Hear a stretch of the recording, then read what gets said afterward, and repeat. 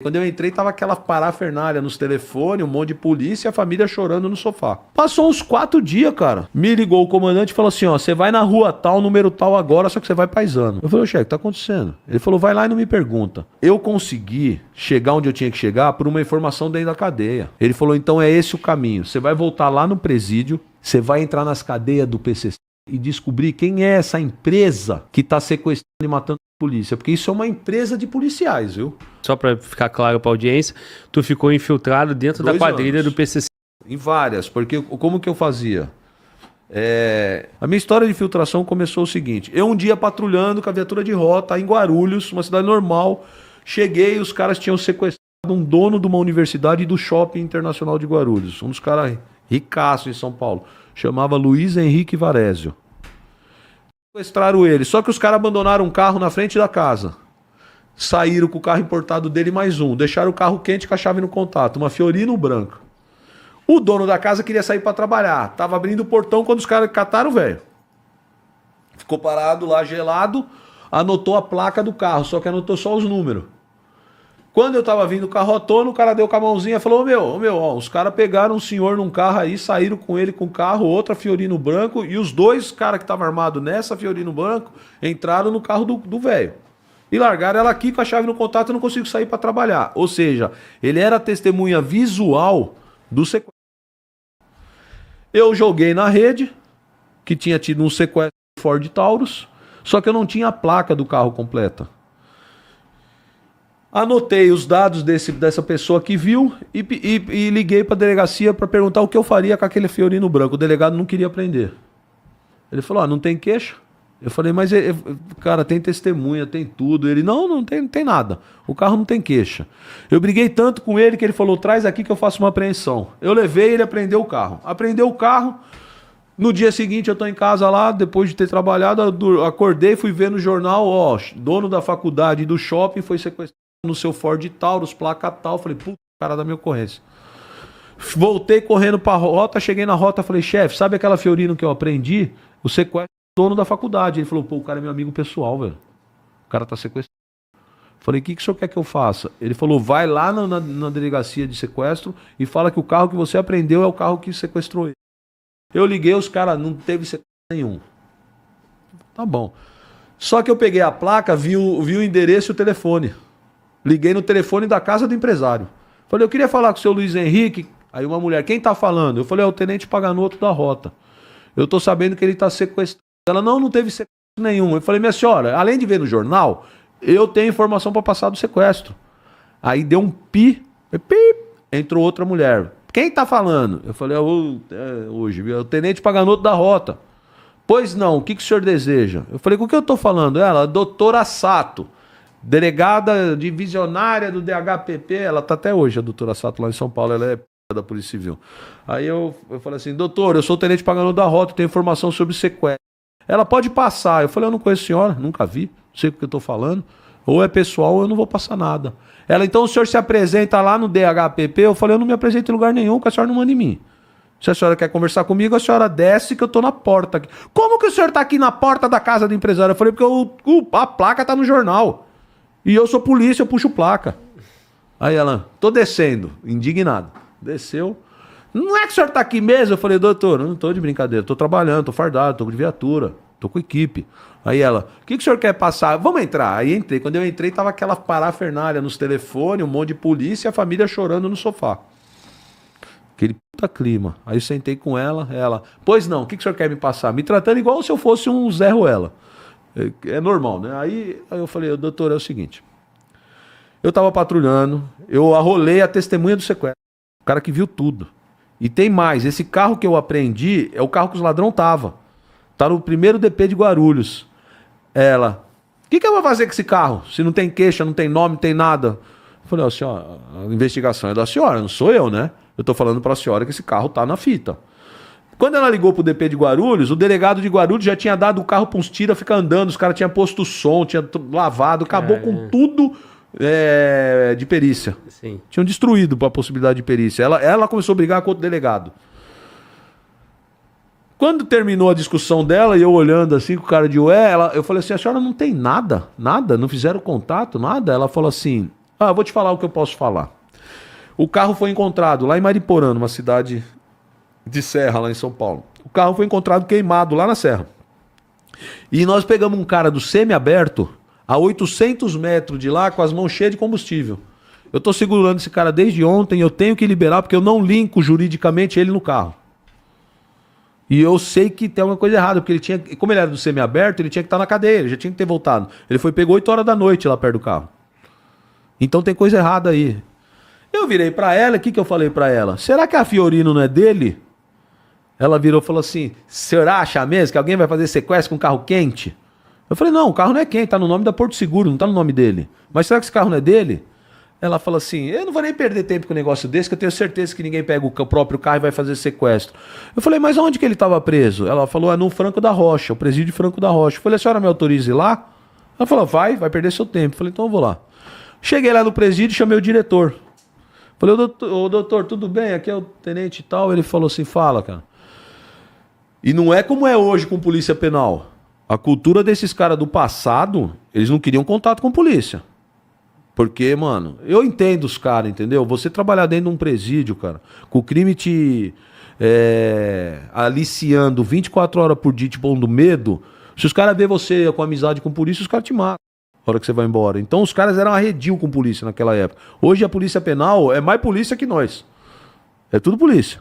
E aí, não tinha estrutura, o cara não tinha estrutura, o cara não tinha um porte de arma, o cara não tinha uma arma permanente, não tinha um carro. Os carcereiros, cara, era uma carreira de dar dó. Eles eram abandonados por tudo. Se polícia já era um troço que só maluco entrava, carcereiro, você falava, meu, esse cara é doido de querer ser carcereiro, mano. É muito louco a vida desses caras. Dava dó. E aí, meu, o que aconteceu? Eu cheguei pro diretor e falei, ô diretor, preso tem estacionamento aqui? Ele falou, tem, o melhor estacionamento é o deles. Inclusive, eles ficam distribuindo as fitas de assalto que eles fazem aqui, tudo lá nos carros. É foda. Aí, o melhor estacionamento é deles. Aí eu falei, caraca, ele falou assim, então, inclusive nós, funcionários, a gente parar na rua pros presos parar carro no estacionamento. Você acredita, tenente? Eu falei, porra. Eu falei, o senhor tem algum controle? Ele falou, a gente anota o preso, a matrícula e o carro, lá na prancheta. Controle de entrada e saída, né? Falei, o senhor não vai me deixar ver isso aí? Ele falou, a hora que você quiser, vamos lá. Descemos na guarita. Quando nós pegamos a prancheta, olha o ladrão com a mão cheia de combustível, com a Fiorino, que eu aprendi que a testemunha viu ele sequestrando. A hora que eu entreguei pra delegada, cara, a delegada chamou a Rede Globo, chamou tudo, desvendamos o sequestro. Já não soltou o cara, meteu, eu não lembro se foi temporário ou preventiva, já meteu a prisão nele e trabalhou ele deu mais 2. Beleza. E eu voltei pra minha viatura trabalhar patrulhando de rota, zero investigação. Passou uns 4 dias, cara. Me ligou o comandante e falou assim, ó, você vai na rua tal, número tal agora, só que você vai paisano. Eu falei, chefe, o que tá acontecendo? Ele falou, vai lá e não me pergunta. Eu, mas como assim, vou sozinho? Ele falou, vai sozinho, com seu carro, vai lá. Eu falei, coronel, me explica o que é. Ele falou, não vou explicar, vai lá, porra, tô mandando, vai lá. Eu falei, puta merda. Aí eu fui. Quando eu cheguei lá, era um restaurante. Um restaurante pequeno, churrascaria. Quando eu entrei, fui num garçom, falei, viu, eu vim aqui procurar um pessoal, eu sou o tenente da rota, já tô sabendo. Foi, cara, ele tinha uma porta, tipo essa sua azul aqui assim, ele apertou assim, a porta abriu, era uma outra sala com uma mesa cheia de cadeira, era tipo um escritório para comer ali, reservadamente. Reservado. E eu olho pra mesa, cara, tinha uns 8 caras, tudo cabeça branca, igual eu, de terno. Mano, eu até brinquei num podcast, eu falei que parecia coisa da máfia, e o pior que um deles é é o dono da faculdade onde eu fiz direito, é um cara fantástico na área jurídica, eu encontrei com ele agora, ele tá com mais de 80 anos, e ele começou a rir, ele falou, eu sou um mafioso, né? Eu falei, doutor, excelência, não é bem assim, foi um jeito de falar. Ele deu risada, ele era amigo pessoal do sequestrado. Aí quando eu entro lá, esses caras tudo antigão de terno e eu de calça jeans e camiseta, cara, novinho. Peguei e sentei na minha cadeira sem entender nada, cara. Eu sentei e falei, boa noite, boa noite.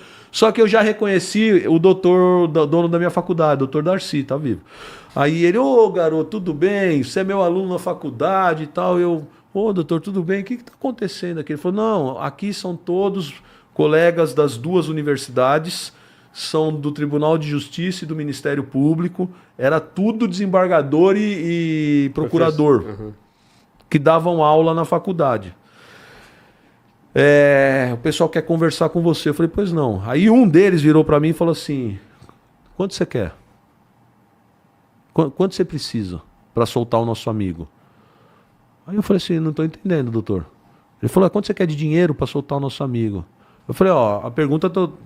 Eu não tô falando, não vou falar que tá me ofendendo porque o senhor não me conhece, mas eu não estou entendendo a pergunta. Eu não consigo chegar no pensamento do senhor. Ele falou assim, o que te falta para soltar o nosso amigo? Porque você conseguiu chegar nos caras que pegaram. Agora, o que te falta para soltar ele? Falei, nossa, eu nem sabia que ele ainda estava encarcerado como refém. Ele falou, tá, ninguém acha ele. Eu falei, não é uma questão de dinheiro, é uma questão de investigação. E quem faz investigação é a Polícia Civil, não sou eu. Eu estou trabalhando na viatura. Eles falaram assim, para. Quer helicóptero? Eu falei, o senhor não entendeu, não é material. É de mobilidade, de capacidade de investigar. Ele falou assim, você quer o que investigar? Eu falei para ele assim, eu consegui chegar onde eu tinha que chegar por uma informação dentro da cadeia. Ele falou, então é esse o caminho. Você vai voltar lá no presídio, você vai pedir para falar com o preso do X do que estava no sequestro. E você vai falar para ele te dizer onde é que está o empresário. Eu falei, o senhor tá doido? Se eu for lá e falar que eu sou tenente da rota, os caras não deixam nem entrar. Ele falou, vai lá, você vai conseguir, vai lá. Falei, como é que eu vou falar pro meu coronel que eu vou... Ele falou, vai lá, pode ir lá. Aí eu peguei, voltei no quartel, o coronel falou, pega uma viatura descaracterizada e vai lá no presídio. Aí eu voltei lá. Virei pro diretor, falei, dá pra você chamar um ladrão aí que tava preso junto com o que tá no sequestro, pra eu ver se ele me ajuda? O cara falou, você é doido, mano. O cara não vai nem trocar ideia com você, você é bloque. Os caras sabem que você é polícia. Não, mas mandaram, eu vou falar. Eles trouxeram um puta de um diabo, velho. Ele sentou na minha frente assim, ó. Eu comecei a falar pra ele, filho, cara, eu vim aqui ver se você pode me ajudar, tal, que você sabe que teve um sequestro no teu raio, tal. Ele falou, ele me xingou de tudo que você puder imaginar, virou pro cara e falou assim, me leva de volta que eu não sou cagueta. E foi embora. Eu voltei e fui falar com os velhos de novo. Quando eu fui falar com os velhos, aí aconteceu um negócio louco na minha vida que mudou a chavinha. Com a cúpula da máfia. Os cara que mandam. Aí um virou pra mim e falou assim, a gente já sabia que você não ia conseguir. Só que agora você vai voltar e você vai falar pra ele que o doutor... Eu só tô te contando essa história porque esse homem já faleceu. Ele vai falar assim, você vai chamar o mesmo cara e vai falar pra ele que o doutor tal mandou ele te falar onde o empresário tá. Aí eu falei, mas esse doutor eu conheço, ele me dá aula na faculdade, meu. Ele falou, vai lá e fala que esse cara autorizou ele a contar. Meu, aquilo bateu na minha cabeça, eu fiquei atordoado, cara. Falei assim, como que um cara com essa posição na área jurídica, professor de faculdade, tem ascendência num marginal desse jeito? Voltei lá, chamo o cara de novo. O cara já voltou gemado assim, ó. Sentou. Aí eu falei assim, é o seguinte, tô de volta. O doutor fulano de tal falou pra você me falar onde tá. Ele respondeu assim pra mim, por que ele não me ligou? Já bateu outra na minha cabeça, tipo assim, esse cara tem telefone, mano? Tu novinho descobrindo a vida, né? Meu irmão, eu não sabia o que acontecia dentro de cadeia. Pra mim, eu matava ali na rua. Dali pra frente, pra mim, já era. De vez em quando eu era no fórum, ia lá tomar uns esculachos de juiz e promotor, ser tratado com cara de nojo, mas acabava ali. Entendeu? Aí, cara, ele falou, por que ele não me ligou? Eu virei pra ele e falei assim, eu não vim aqui com essa informação, eu só vim com a que eu te dei, que é perguntar onde o cara tá e que ele falou pra você falar. Ele parou, ele falou assim pra mim, mano, eu vou te falar onde tá. Se eu depois souber que ele não mandou isso aí, que você tá que nem vocês falam de caô, você vai ver o que vai acontecer com você. O ladrão falou pra mim. Eu falei, não, pode falar. Ele falou. Ele falou assim, então você procura perto do carro que o corpo tá lá. Eu, que corpo? Aí ele, o empresário tá morto, mano. Já era, tá morto. Cara, aquilo bateu em mim também, porque eu falei assim, eu vou libertar um milionário do sequestro, vou ganhar bolsa pra terminar minha faculdade. E eu pagava com 1/3 do meu salário. Esse cara vai me chamar pra fazer a segurança dele. Vai ser sabe aquele cara rico que você vai conhecer e vai mudar a sua vida, que você era um pobre fudido? Falei, ele tá morto? Ele falou, tá morto, mano. Falei, nossa, cara, eu saí de lá atordoado. Fui lá no meu comandante e falei, chefe, o empresário tá morto. O meu comandante era amigo pessoal dele. Ele falou, não pode ser, cara. Não vem com essa notícia. Você achou o corpo? Eu falei, não. Ele falou, então nem fala isso, cara. Enquanto você não vê o corpo, não fala que ele tá morto. Eu não tenho coragem de ligar pra família dele e falar isso, não. O que você vai fazer? Eu falei, não, me falaram pra procurar perto do carro. Ele falou, então monta um pelotão de rota e vai lá. Quando nós chegamos, achamos o corpo lá. Tava de bruço com 14 tiros. Cara. Aí vem a delegada com mais uns delegados que hoje estão tudo no topo aí lá em São Paulo. Rede Globo, achamos o corpo e não sei o quê. E eu ficava tudo sem aparecer. Só que isso eu fazia relatório. Como eu fiz relatório, isso subiu e eu recebi um elogio da corregedoria por causa dessa ocorrência. Vou te chegar na infiltração para você entender, para você entender que não é mentira. Voltei para o meu serviço normal.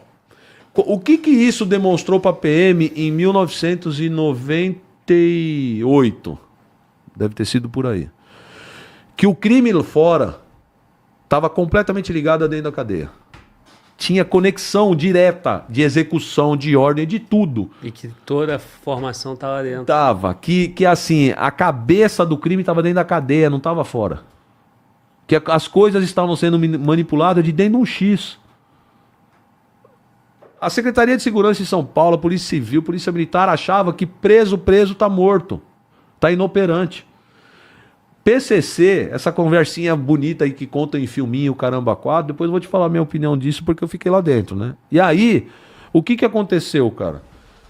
2 anos depois dessa ocorrência, começaram a resgatar preso em São Paulo. Teve uma ocorrência que foram resgatar o Pateta, era o maior ladrão de banco de São Paulo. Balearam 2 PM. Os caras estavam em 2 S10 cabine dupla, vestido inteirinho de preto, com fuzil cruzado, com conduta de patrulha. Abria leque e fazia conduta de patrulha. Foram fazer isso no 45DP, deram um tiro na cabeça do sargento embarcado. Eu cheguei lá, os miolos dele pingavam assim da viatura e o motorista dele amputação de perna com tiro de fuzil. Resgataram uns caras fortes no 45DP, na Brasilândia. E a de Guarulhos, o sargento Oyama saindo com um preso bom, os caras metralharam ele na viatura ali, morreu. Como tava morrendo PM toda hora nesses resgates de preso, o comandante-geral me ligou. Eu tava no COI. Eu já tinha sido afastado da rota por causa de ocorrência. E eu tava no COI. Eu já tinha colocado na minha cabeça que eu ia aprender a andar no mato. E ficar mais de boa, porque o COI naquela época era bem mais na manha do que é hoje. O comandante-geral me chamou, falou, vem no QG. Cara, e a PM de São Paulo, a corte ela é muito mais versaliense do que eu acho que aqui no Rio, cara. Tipo assim, naquela época, um tenente conversar com o comandante-geral era um sacrilégio. Um comandante-geral falar com um tenente, essa pouca bosta que é tenente. Entendeu? E o comandante-geral era um cara que tinha vindo da cavalaria, o coronel Rui César, que ele era bem operacional. Ele não tava nem aí, cara. Ele mandou me chamar e eu fui direto. Quando eu cheguei lá, ele sentou, ele chamava a gente de Pica-Fumo. Ele tá vivo, esse homem. Ele virou e falou assim, ô Pica-Fumo, senta aí. Você lembra aquele negócio que você fez lá na cadeia de Franco da Rocha? Que você entrou lá dentro e você conversou com os presos, eles te deram a fita? Eu lembro.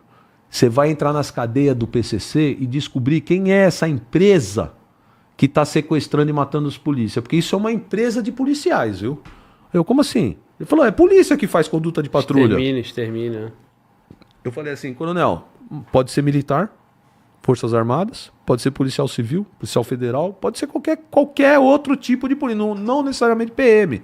Ele falou, isso você tem razão. Mas pra mim é cara com instrução. Porque eles têm modus operandi e eu quero que cate essa quadrilha. Então você vai juntar uma meia dúzia de maluco que você quiser e vai pra dentro da cadeia trocar ideia com os ladrão, fazer amizade. Eu falei, coronel, o senhor me perdoa, mas o senhor tá doido. Os caras não vão deixar a gente entrar. Os caras odeiam a gente, o sistema penitenciário. Ele falou, você que não entendeu, nós temos uma reunião, nós estamos indo agora. Sabe com quem? Eu falei, não, com o secretário de Segurança e com o secretário de Assuntos Penitenciários. Aí me levou já no andar acima da corte de Versalhes. Aí eu entrou lá, os dois de terno. Eu era um moleque, cara. Sentei lá, fala pra ele, excelência. Aí os secretários, não, você vai ter carta branca nos presídios. Você não fala que é polícia que vai te complicar. Você fala que você trabalha na secretaria. Você vai abrir o preso que você quiser, vai vir trocar ideia com você, tenta cooptar, oferece algum benefício, não oferece diminuição de pena que o juiz não vai concordar. Oferece algum benefício por coisa boa. Se você chegar na missão que você precisa, beleza. Eu falei, mas como é que eu vou fazer isso? Falou, do jeito que você fez em Franco da Rocha. vai e faz amizade. Mas tá bom. Eles não sabiam que tu tinha uma senha, né? Que era o nome do doutor lá, né? Aí o que aconteceu? Eu nunca pensei no que você falou agora. Mas o que aconteceu? Eu saí com essa missão. Primeiro problema gravíssimo que eu fiz. Eu tinha que escolher 7 caras para trabalhar comigo. Desses 7, a Polícia Militar tem um negócio, cara, que é assim, ó. É a minha viatura, o meu motorista, o meu auxiliar, o meu parceiro, aquele polícia que eu amo de coração. E, cara, eu tenho meus irmãos, mas eu não sou, assim, egoísta quando eu tenho uma missão. Eu tinha uma missão de entrar dentro de cadeia e fazer amizade com vagabundo. Eu ia pegar um polícia que era padrãozinho militar. Pô, o cara só faltava fazer continência pro ladrão. Eu pensei na minha cabeça os caras mais maloqueiros que eu tinha na rota, que tinha ocorrência de morte comigo, que eu sabia como ele agia em termos de troca de tiro, que ele fosse ligeiro. E escolhi os nomes. Esses caras estavam normalmente com outros oficiais. Quando eu dava o nome desses caras pra vir pro meu grupo, cara, se eu tivesse pego a mulher desses caras, eu não tinha tido tanta guerra. Teve cara que chegou e falou assim, ó. Depois ele virou alto comando da instituição. Ele virava e falava assim: você vai pegar o meu Steve? Esquece não, viu? Hoje você tá com o comandante geral, amanhã eu tô lá. E chamava o polícia quando eu não tava perto e falava assim, ligava, eu na viatura, o polícia sentado atrás de mim, ó. O cara ligava pra ele e falava assim: viu, irmão? Vai dormir no ouvido, na conversa desse tenente aí, que nunca mais você volta pra rota. Você nunca mais vai pisar na rota. Cara, eu arrumei uns inimigos mortal dentro da polícia só por ter montado esse grupo. Fora o resto todo com inveja que batia nas minhas costas e falava assim: vai, a hora que você tiver preso, esse comandante geral aí não vai te ajudar não, viu, meu? Você vai se fuder. Tá querendo dar uma de gostoso fazer loucura? Você vai se fuder. Isso eu ouvi de milhares lá. Milhares de comandantes. Você sabe que você vai se fuder, né? É a vibração dos caras. Tudo isso porque você deu resultado e estava em evidência. Eu ainda nem tinha dado resultado. Eu tinha dado uma ocorrência. A parte da infiltração ainda não tinha começado. Sim, não, mas esse resultado aí... ele foi expressivo, mas foi uma ocorrência. Os caras estavam com raiva de eu ter um comandante geral me bancando para uma missão. Por isso que eu tô te falando da importância desses cabeças estarem junto com a tropa. Isso é um recado, cara, que não tem preço dentro do sistema, entendeu? Aí, mano, montei o 7, chegamos no presídio. Presídio de Avaré. RDD. Você manja, né? RDD, você conhece bem. Conheço. Aí, eu não sabia o que era RDD. Cheguei lá, eu virei pro diretor, chamei o diretor, chama Tomazella. Ele acompanha até em podcast, apareceu depois de anos na minha vida, falou, ó, tô vivo, viu? Tô aqui, o que você tá falando, tô acompanhando. O Tomazella, eu bati lá no presídio gigantesco, falei, viu, eu sou da Secretaria de Assuntos Penitenciários. Ele falou, não te conheço? O cara tinha 20 e poucos anos de SAP. Falou, não te conheço? Falei, então, é que eu sou novo, eu sou da SAP lá, tô com o doutor Nagashi, era o secretário da época. Ele falou que eu tenho que vir aqui pinçar preso para me ajudar a invadir a facção. Cara, você tá comendo merda, velho? Você é bobo? Você tá louco? Você não fica meia hora aí dentro, mano. Você é polícia. Aí eu, não, cara, vou abrir o jogo pra você, cara. Eu sou polícia, eles são polícia. Ele olhou pros caras, os caras tinham cara de polícia. Falou, a gente é polícia, só que nós estamos com essa missão, mano. Ele falou assim, então vou fazer o seguinte, você vai fazer um curso de PCC. Eu, como assim? Ele falou, você vai ficar uns 4 meses dentro da minha casa. Você vai vir todo dia pra cá, e é longe, mano, dá umas 3 horas de São Paulo. Você vai vir todo dia pra cá e você vai ficar o dia inteiro na minha casa. E eu vou ficar com você. Eu vou te ensinar a linguagem da facção, os estatutos dos PCC, do CDL e do CRBC, as duas inimigas e do principal. Vou te ensinar o que está escrito nas pipas, o xadrez diário. Eu vou te ensinar um monte de jogada, como eles lidam com os gravatas, tudo. Quando você tiver bom para poder fazer uma ligação, eu te ponho para dentro. E você vai entrar do primeiro portão, você vai pro parlatório, você não vai passar o segundo portão. No parlatório, a gente bota os caras para ficar trocando ideia com você e eu vou estar junto. Se eu falar para você, sai, você corre, porque se virar a cadeia e eles passarem do segundo portão, te pegar, você vai pro pote lá e os caras vão cortar tua cabeça e vão pendurar no poste. O caralho, velho. Os polícias que estavam comigo já viraram para mim e falaram, chefe, não vou. Falei, então, não, irmão, vai, isso mano, que eu ia te falar. Você já sentiu ali, meu irmão, o negócio não vai ser fácil e tu tenente de rota. Não é qualquer polícia. Eu era doido, cara. Porra. Sabe qual foi o pior, cara? Não foi nem fazer a cabeça deles pra entrar, que até os caras que estavam comigo era tudo maluco. Foi o dia que o secretário ligou e falou que não era pra deixar a gente entrar armado. Por causa do juiz da execução. Ele falou, ó, meu, só tem um problema, armado vocês não vão entrar. Sabe como que a gente fazia? Hoje eu posso falar, né? Uma pistola ficava no notebook. E o notebook, o diretor entrava com ele. Foi o único acordo que a gente conseguiu fazer para entrar uma arma. Não passava no raio-x? Não tinha como, a gente tinha que passar pelo raio-x. E outra... O notebook passava com o diretor. O diretor entrava como se fosse dele. Sim. E o resto dos funcionários não podia saber que a gente estava fazendo essa missão ali. Sim. Porque eles iam entregar a gente um ou outro. Não é todo mundo que é decente. Não, exatamente. Naquela estrutura ali, tem um monte de comprometido. E né? olha a inteligência desse diretor, porque eu não era inteligente nesse nível. O diretor virou pra mim e falou assim, ó, agora que você tá bom, depois de 4 meses estudando a facção, agora que você tá bom, eu vou te apresentar um ladrão que é faccionado, mas ele tá decretado. Por quê? Ele matou um cara no presídio de Araras, sem autorização dos Torres. Os Torres decretaram ele. Ele tomou um pau, conseguiram retirar quando estavam pra matar. Ele tá com fratura de fêmur, fratura no braço e traumatismo craniano. Só que ele tá no seguro. Esse cara, ele tá com tanto ódio da facção, que mesmo faccionado, ele vai te ajudar. Então ele trouxe um que tava no seguro, irmão, batizado, faccionado, mas com ódio no coração. Aí ele sentou. Quando ele sentou, eu virei pra ele. Esse cara é o Chacal. Eu virei pra ele e falei, o Chacal, é o seguinte, mano. Eu preciso descobrir quem é os caras que tá resgatando os irmãos da facção. Você precisa me colocar em contato com essa quadrilha na rua e falar que eu sou da sua quadrilha. Aí ele demorou. Eu falei, o que você quer? Ele falou, quero ir pra Birigui. Eu falei, mas o que você tem em Birigui? Ele falou, minha família. Minha família não aguenta mais vir pra cá, eu quero ir pra lá. Se você me levar pra Birigui, eu te coloco no ninho dessa tropa aí. Eu falei, caralho, velho. Aí começa, mas tava né? fácil demais, não? Logo no início? Não é que tá fácil demais a conversa. Na prática vira um problema. Isso, exatamente. Por que vira um problema? Você quer ver? O primeiro problema é jurídico. O que eu fiz? Eu precisava de um telefone dentro da cadeia. Pode telefone dentro da cadeia? Não. Então o juiz tinha que autorizar. Depende, né? Pra você não pode, né? Foi muito engraçado. Mas naquela estrutura ali todo mundo tinha. O cara falou pra tu? Que o cara falou, por que ele não me ligou? Então, e eu vou te contar um negócio que você não vai acreditar. Eu voltei pro quartel, cheguei no centro de inteligência, e virei pro cara e falei assim, comandante, eu preciso de um telefone fogo à vontade. Porque o cara vai falar 10 horas enquanto eu tô dentro do presídio todos os dias. Vou ligar pra todo lugar. O cara assim, ó, o cara tinha ódio de eu estar fazendo esse serviço porque eu não era cursado de inteligência. Vou te dar um telefone. Eles me deram um BCP pré-pago. Eu não tinha dinheiro para pôr no telefone. Eu fui lá pro presídio, o preso conversou 20 minutos, acabou o crédito. O preso começou a rir da minha cara e falou, irmão, vocês estão tão pior que nós, hein, mano. A geração Z que tá assistindo a gente não sabe o que é isso não, de acabar o crédito. Porque hoje o cara paga 40 conto, 50 conto numa conta e fala à vontade, né?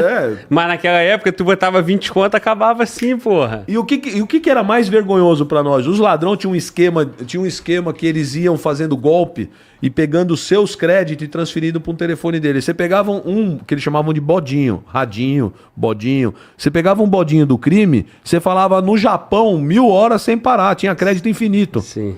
Então, a hora que acabou o crédito, o ladrão virou para mim e falou assim, porra, alemão, você tá mais quebrado que nós, mano. Se o chefe aí falar que eu posso pegar um bodinho que tá lá dentro, mano, você fala com o meu que é livre, fogo à vontade. O diretor falou, você tá com um bodinho aí dentro? Na minha frente, ele falou, não, senhor, não falei nada. Aí eu, calma, senão vai dar merda aqui. Deixa que eu vou tentar o telefone. Os caras me deram uma viatura do serviço de inteligência para operar, que tinha uma placa de metal escrito Polícia Militar na coluna. Como é que eu ia entrar na comunidade falando que eu era ladrão com escrito Polícia Militar na coluna? E eu voltava, falava com esses coronéis, falava assim, comando, eu preciso de um telefone com crédito. O cara se vira. O outro da viatura é o que eu tenho. Os caras que remavam contra. Entendeu? E aí, eu cheguei a fazer... Qual era o problema desse telefone? Esse telefone, como é que eu junto no inquérito depois? Sem autorização judicial. E aí, sabe o que eu fazia? Eu colocava um microfone com durex, punha um toca-fita pequenininho assim, ó, e eu ficava tentando escrever. Enquanto eu falava com o ladrão, algumas coisas, eu tenho isso na minha casa até hoje. Eu tentava escrever palavras-chave, apelido, bairro e missão. E gravar. Porque depois eu chegava em casa, depois de 10 horas no telefone, eu tentava ouvir aquilo e manter aquilo na minha cabeça. Porque o ladrão, cara, ele tá 10 anos preso. O dia que o diretor falou que ele autorizou, ele tirou de dentro da roupa assim, começou a tirar uns papelzinhos e foi desenrolando. Cara, cada papelzinho daquele tinha 20 nomes de ladrão com telefone. E tudo os vulgos na facção, né? Porque na facção você não é Glauber. Você é irmão Cavanhaque, irmão alemão, irmão maconheiro, cabelo vermelho, irmão não sei o quê. E esse é um dos problemas da falha da facção. Porque você te batisma num apelido, num vulgo. Quantos irmãos alemão tem na facção que tem 120 mil bandidos? É um monte. Então, uma das primeiras coisas que eu aprendi foi isso. O cara falou assim, ó, você vai ser o irmão branco, o irmão alemão, o irmão X. Mas por que isso aí? Porque tem um monte. Eles não vão conseguir saber que irmão alemão é você. Qual alemão que é? E eu vou dar padrinho seu de batismo falecido. Eu te passo a caminhada dele no sistema, ele puxou na P3 de tal, na não sei o que, esse cara é o seu irmão. E o seu batismo foi assim, tal dia, em tal cadeia. O diretor construiu um personagem para cada um de nós. E aí começamos a aprender. Você tinha que ligar, né? Porque quando você liga, você não fala assim, alô, tudo bom, Marcelo, eu quero falar aí com você. Se você fizer assim, o ladrão falou, arrombado, qual é que é, mano? Você tá achando que você tá lidando com o Loki? Qual que é a tua? Aí, comédia, desliga na sua cara. Então você ligava, você falava, aí, salve, outro lá, salve. Aí, irmão, paz, justiça e liberdade, era isso mesmo, faço das suas palavras minhas. Ele, beijo no seu coração, as palavras é a mesma daqui. E aí você ia na conversa de facção, mano, entendeu?